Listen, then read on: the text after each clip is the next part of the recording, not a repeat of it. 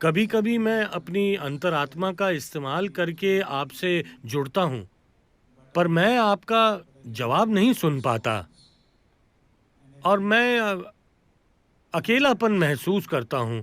मैं रोज अपनी साधना कर रहा हूँ। क्या आप प्लीज बता सकते हैं कि मैं ज्यादा ग्रहणशील कैसे बनूं और आपके साथ अपना संपर्क कैसे बढ़ाऊं? अपनी अंतरात्मा का इस्तेमाल बंद कर दीजिए।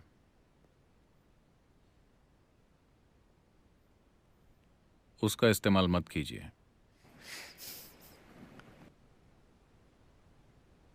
संपर्क करने की कोशिश मत कीजिए, क्योंकि ऐसे काम करके आपका दिमाग भ्रम में पड़ जाएगा।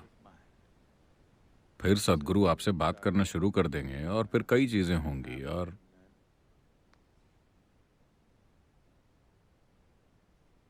इस चक्कर में मत पड़िए। तो मुझे क्या करना चाहिए? अगर मुझे ग्रहणशील बनना है तो मुझे क्या करना चाहिए? ये क्या चीज है जो किसी की ग्रहणशीलता कम करती है?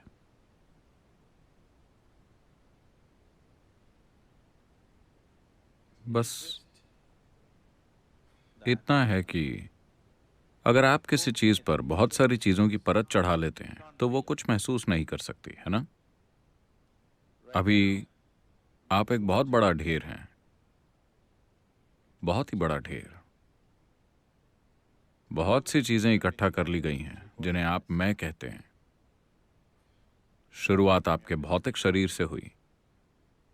हालांकि शरीर को और भी ज्यादा बड़ा किया जा सकता है, लेकिन भौतिक शरीर की कुछ सीमाएं होती हैं। आप उससे ज्यादा बड़ा, कम से कम आप एक सीमा से ज्यादा इकट्ठा नहीं कर सकते। अगर आप ज्यादा इकट्ठा कर लेते हैं तो इसे लौटाने का समय जल्दी आ जाएगा। हाँ, कम से कम शरीर की एक सीमा तो है। पर मन की बनावट ऐसी है कि आप बहुत ही बड़ा ढेर इकट्ठा कर सकते हैं। और अपने सिर पर इतना बड़ा बोझ उठाए हुए आपको कुछ महसूस नहीं होने वाला, खासकर तब जब आप ये मानने लगें कि जो बोझ आपने उठा रखा है वही आप हैं। आप जितने कम होते जाएंगे, आप उतने ही ज्यादा ग्रहणशील होते जाएंगे। आप जितने ज्यादा होते जाएंगे, आप उतने ही कम ग्रहणशील होते जाएंगे। दूसरे शब्दों में कहना हो तो सीधी बात यह है कि आप अपने आप से कुछ ज्यादा ही भरे हुए हैं। अगर आप उसे कम करें तो आप कैसे महसूस नहीं करेंगे? आपको महसूस करना ही होगा। मुझे क्या महसूस करना चाहिए? क्या मुझे आपकी आवाज सुननी चाहिए? नहीं। अगर आप मेरी आवाज सुनना चाहते हैं तो सीडी या किसी चीज में सुन लीजिए। अगर आप आवाजें सुन रहे हैं तो आपको इलाज की जरूरत है। इसका आवाजें सुनने से कोई लेना देना नहीं है। दीक्षा के रूप में आपके अंदर जो डाला गया है वो एक जीवित प्रक्रिया है। अगर आप अपने आप से बहुत ज्यादा भरे ना हो तो जब आप यहां बैठते हैं यह लगातार आपके अंदर गूंजती रहेगी, हमेशा। तो जब आपके अंदर एक जीवंत ऊर्जा हो तो आपको बस इसके लिए जगह बनानी होती है। अगर आप जगह बना लेते हैं तो आप इसे नहीं चूकेंगे।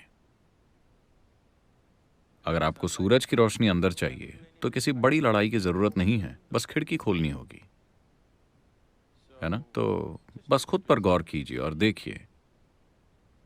हो सकता है कि आप एक बहुत स्मार्ट इंसान हैं, या एक बहुत ताकतवर इंसान हैं, या बहुत खूबसूरत इंसान हैं, या कुछ और। उसे प्लीज कम कीजिए। आप देखेंगे कि आप महसूस करना शुरू कर देंगे। हाँ,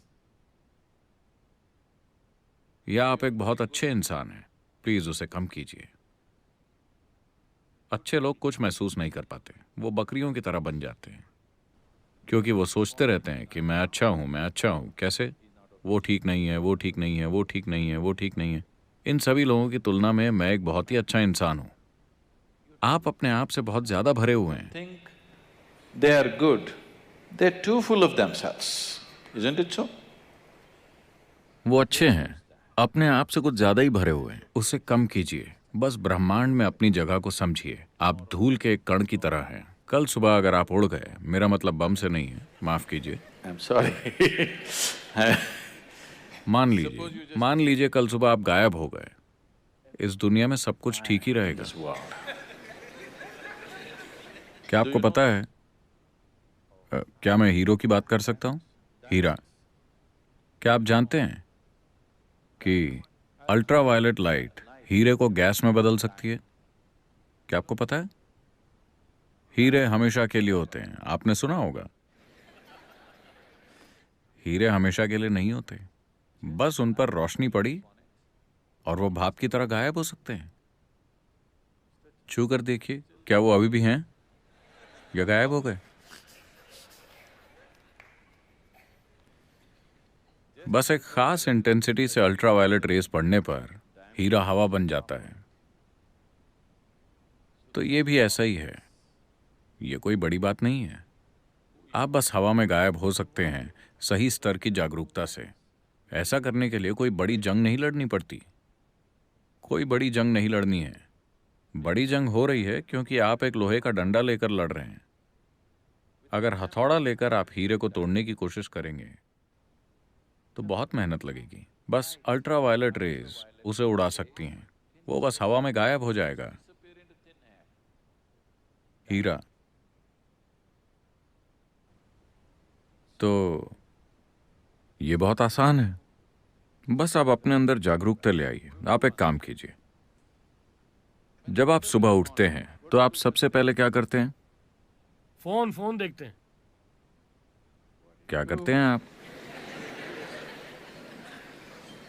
क्या करते हैं आप सुबह उठते ही सबसे पहला काम क्या करते हैं?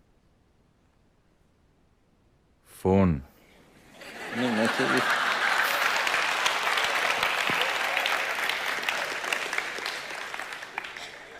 आप एक काम कीजिए, आप सुबह उठिए और मुस्कुराइए। किसे देखकर? किसी को नहीं। मुस्कुराना किसी और के बारे में नहीं है।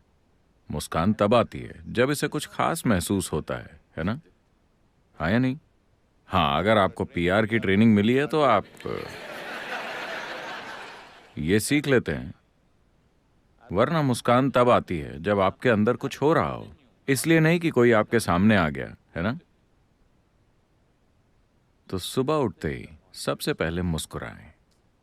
इसमें बस 20 सेकंड लगेंगे, ठीक है? अगर आप अपने पास बैठे इंसान को देखकर मुस्कुरा नहीं सकते तो बस मुस्कुराइए। दिन शुरू करने का अच्छा तरीका है ना? और अगर दिन में एक डोज आपके लिए काफी ना हो, अगर बीमारी गहरी है, तो हर घंटे। ओह, 11 बज गए। 11 बज गए। पता है, 21 जुलाई 2011, 11 बज गए। ऐसा कितनी बार हुआ है? कितनी बार हुआ है? कभी नहीं हुआ। और कितनी बार होगा? कभी नहीं। ये अद्भुत पल है ना? 11 बज गए। 11 बज गए। क्या ये एक छोटी बात है? आप ब्रह्मांड की इतनी महत्वपूर्ण चीजों को बहुत हल्के में ले रहे हैं, समझे आप? 11 बज गए, ये छोटी बात है क्या? क्या छोटी बात है? Is it a small thing? Fantastic. Only once. जबरदस्त, सिर्फ एक बार, अनंत काल में सिर्फ एक बार, है ना कमाल की बात? ओह, 11 बज गए। Crash course. बस ऐसा हर एक घंटे में कीजिए। आप 2 हफ्ते में ही देखेंगे कि आप कैसे हो जाते हैं।